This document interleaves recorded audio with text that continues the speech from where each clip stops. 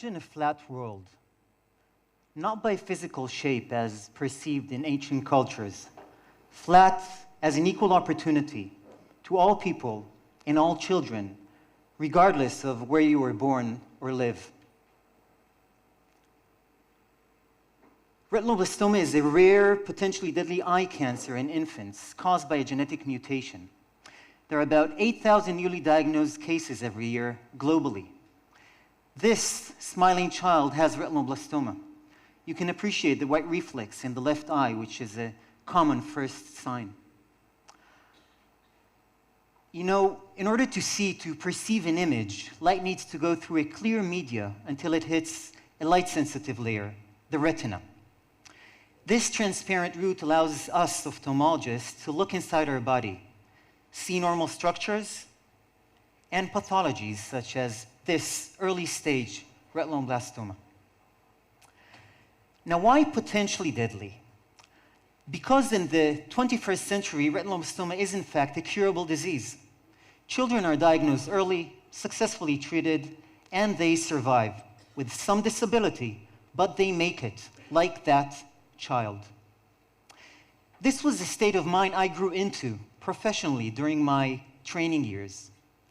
But things changed in mid-2017 when I received an invitation to join the Retinoblastoma Network, a group of specialists in the field from the UK, India, and several countries from sub-Saharan East Africa.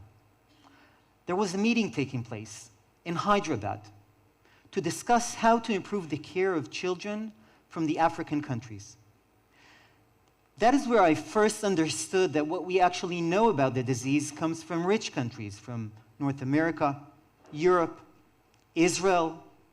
But globally, less than 10% of the children reside in these countries, whereas most live in poor countries in Asia, Africa, and Latin America.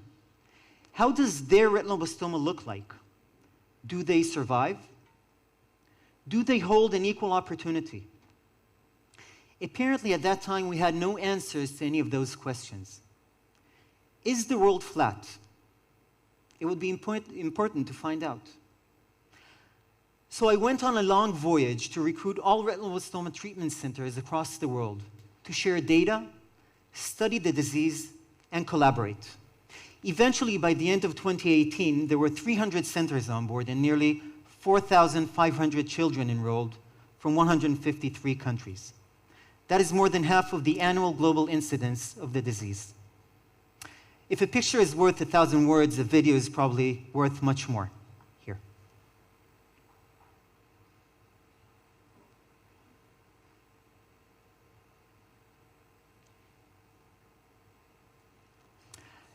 "18 months and 10 seconds. The first study was very simple. We asked, how does a child with retinoblastoma look like at presentation in London, Lima, Lagos, Lahore, and Lviv? We also included cities that do not start with an L. And what did we find? We found that nearly 100% of children from high-income countries present with the tumor confined to the eye. In low-income countries, in contrast, half of the children present with the tumor that has already escaped outside the eye. Now, we know that in some cases, retinoblastoma is inherited by an affected parent, what we call familial disease. In others, it develops de novo, first affected subject in the family. But some of those children, in time, will bring new babies with retinoblastoma. What we found in our global analysis is that children from low-income countries had 3 times less the rate of familial disease compared to those from rich countries. The explanation taken directly from Darwin's Origin of Species: only the fittest survive. Children from poor countries present late for various reasons, too late, and they do not make it to childbearing age. We also compared Europe to Africa, and not only because both continents are on the same strip. Apparently, in Africa, only children that reside in proximity to the treatment center eventually reach it. Only those within the red circles, which represent the exact location of the centers. Many are left at home to die. From the center's perspective, imagine a blanket that is supposed to cover the entire continent, but in fact has many holes, more holes than fabric. In Europe, the blanket is nice and warm and big enough even to cover parts of North Africa. But furthermore, we did some incidence calculations. Retinoblastoma is like a manufacturing defect in a factory.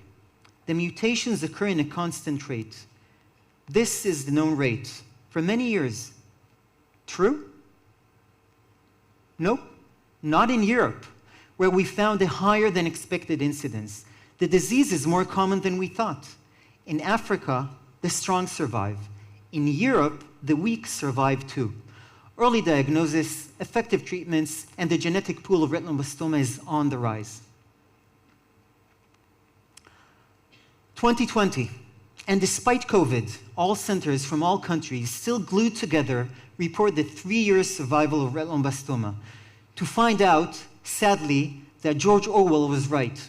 All are equal, but some are more than others. Nearly all children from high-income countries survive, as compared to only half of those from poor countries. Let me put this in numbers.